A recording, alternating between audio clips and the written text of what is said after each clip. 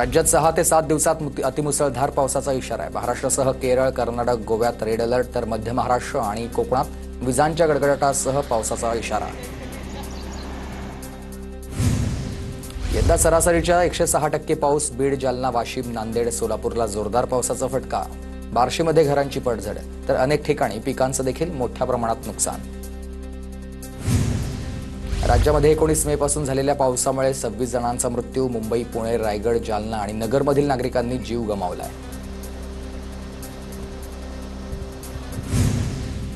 नाशिकच्या इगतपुरीमध्ये 4 दिवसांच्या विश्रांतीनंतर जोरदार पावसाची हजेरी, तर अचानक आलेल्या पावसानं नागरिकांना दिलासा।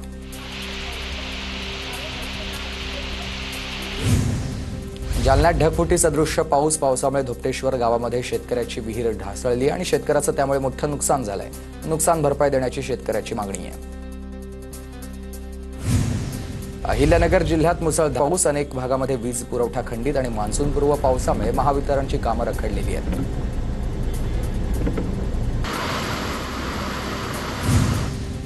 जालना जिल्ह्यामधील बदनापूर तालुक्यात ढगफुटी सदृश्य पाऊस, सुकना नदी दुथडी भरून वाहायला लागली आहे आणि वाकुळणी, माहेरी, भायगाव या ठिकाणचे शेतकरी शेतात त्यांच्या पाणी शिरलेलं आहे। नाशिकच्या येवला तालुक्यात मे महिन्यामधील 15 दिवसात 573% पाऊस बरसला आणि मुसळधार पावसामुळे 16 हेक्टरवरील पिकं, फळबागांचं नुकसान झालंय। नाशिकच्या लासलगावला विजांच्या गडगडाटासह मुसळधार पावसानं झोडपलाय। लासलगाव बाजार समिती परिसरामध्ये 51 मिलीमीटर पावसाची नोंद। गडचिरोलीमधील कर्जेली भागामधील लोकांचा आजही रस्त्याअभावी नदीच्या पाण्यातून होडीनं प्रवास। स्वातंत्र्य मिळाल्याच्या एवढ्या वर्षानंतर देखील स्थानिकांचा हा जीवघेणा प्रवास सुरूच आहे। अमरावती, अकोला, वाशिमसह बुलढाण्यात मुसळधार पाऊस, तर मे महिन्यामध्येच पूर्णा नदीला पूर आलाय। पूर पाहण्यासाठी नागरिकांची मोठी गर्दी। एनडीआरएफ पथक रायगडच्या महाडमध्ये दाखल झालंय। मुसळधार पावसानंतर रायगडमध्ये प्रशासन सतर्क आहे। एनडीआरएफचं पथक 23 सदस्यांचं हे पथक दाखल झालेलं आहे। परभणीत मुसळधार पाऊस, दुधना नदी प्रवाहित झाली आणि पावसानं नदी नाल्यांना पूर आलेला आहे। शेती मशागतींच्या कामाला सुरुवात झाली आहे। इंदापूरमध्ये मुसळधार पावसाचा कहर, पद्मावती देवीच्या मंदिराच्या गाभाऱ्यासह सभा मंडपामध्ये पावसाचं पाणी। मंदिराच्या आतील संपूर्ण भाग पाण्यात बुडाला आहे।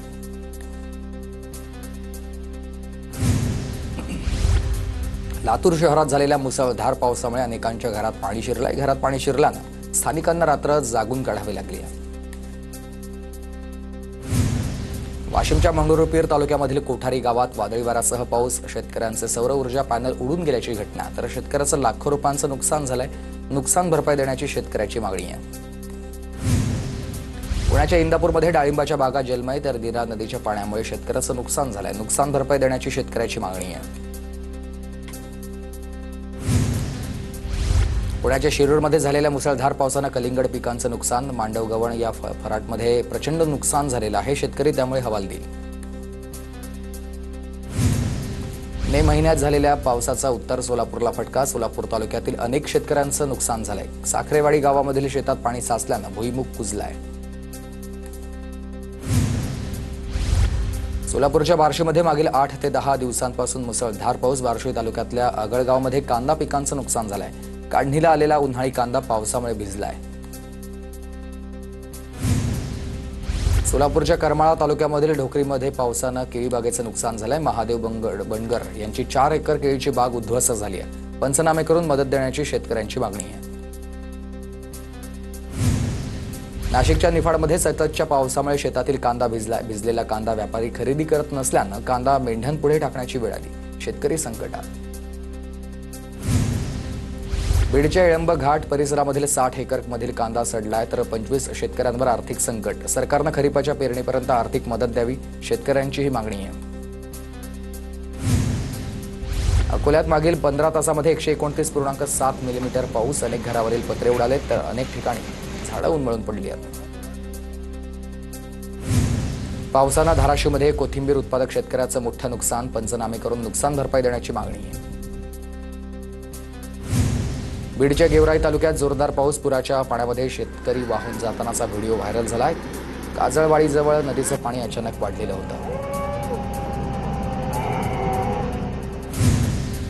अहिल्यानगरच्या वाळकी परिसरात वाळुंबा या नदीला आलेल्या पुरामुळे जनावरांचं मोठं नुकसान झालंय। शेतकऱ्यांच्या डोळ्यासमोर जनावरं वाहून गेली आहेत।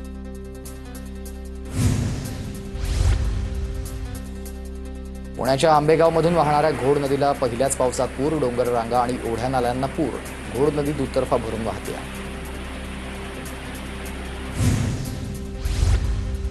कोल्हापूरमधील राधानगरी धरण मे महिन्यामध्येच 50% भरलं आणि 8 दिवसांपासून सुरू असलेल्या पावसामुळे धरणातील पाणी पातळीत वाढ, तर राधानगरी धरण क्षेत्रात सध्या ढगाळ वातावरण आहे।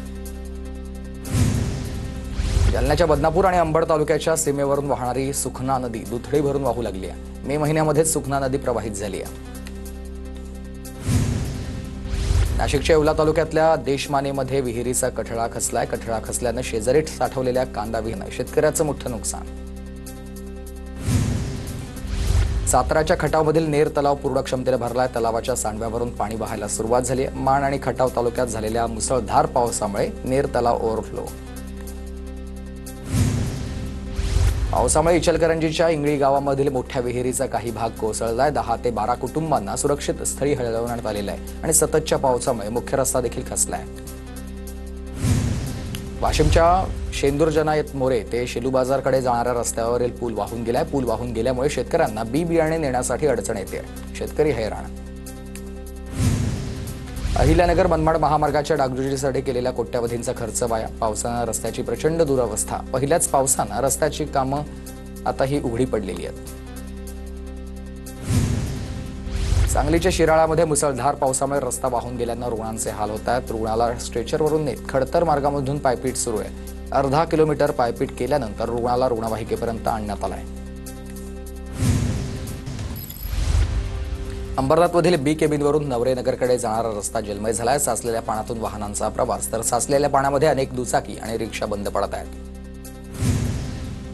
पुण्याच्या शिरूर तालुक्यातल्या करंदीत ढगफुटी सदृश्य पाऊस। करंदी येथल्या ओढ्यातून दुचाकीस्वारांना धोकादायक प्रवास सुरू आहे आणि दुर्घटना घडण्याची त्यामुळे भीतीच आहे। सिंधुदुर्गच्या कुडाळमधील पणदूरमध्ये वीज वितरण कंपनीचं संरक्षक भिंत कोसळली आणि दुर्घटनेमध्ये कोणतीही जीवितहानी नाही।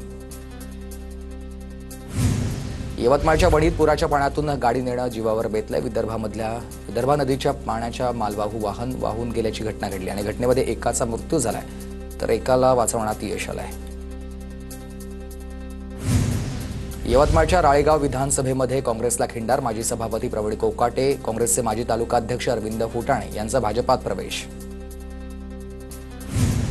पुणे सेंट्रल बिल्डिंग इथं बांधकाम विभागाच्या अधिकाऱ्यांना स्वराज्य पक्षानं झोपून निवेदन दिले। अधिकारी आणि ठेकेदारांना जाग करण्यासाठी स्वराज्य पक्षाचं हे आंदोलन। छत्रपती संभाजीनगरमध्ये भाजपकडून वीर सावरकर जयंती उत्साहात साजरी। जिल्हाध्यक्ष शिरीष बोरावळकरांच्या उपस्थितीत जयंती साजरी।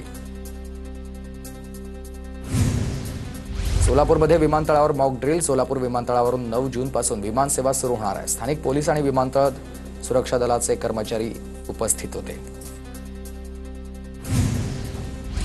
जळगावच्या चोपडा तालुक्यामधल्या बोरमडीमध्ये आदिवासी महिलेची रस्त्यावरच प्रसूती। वैद्यकीय मदत न मिळाल्यानं ही घटना। तर आज जिल्हाधिकारी आयुष प्रसाद यांनी घेतली आहे महिलेची भेट आणि बाळाची भेट।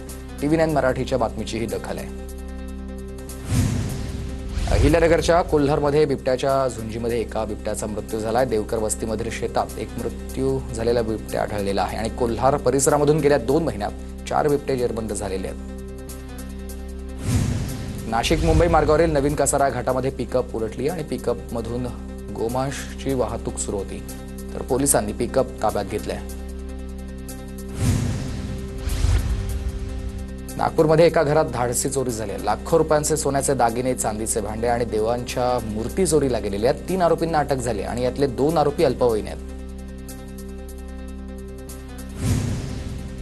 नांदेडच्या लोहा शहरात चोरट्यांनी चक्क ATM मशीन लंपास केल्याची घटना घडली आहे। पोलिसांकडून चोरट्यांचा शोध सध्या सुरू झालेला आहे आणि शहरातील ATMचा प्रश्न त्यामुळे पुन्हा एकदा ऐरणीवर आलाय। भिवंडीत बकरी ईदच्या कुर्बानीसाठी आणलेला पारडू चोरी करणारा CCTVमध्ये कैद आणि शहरातील निजामपूर कसाईवाड्यातली ही घटना आहे।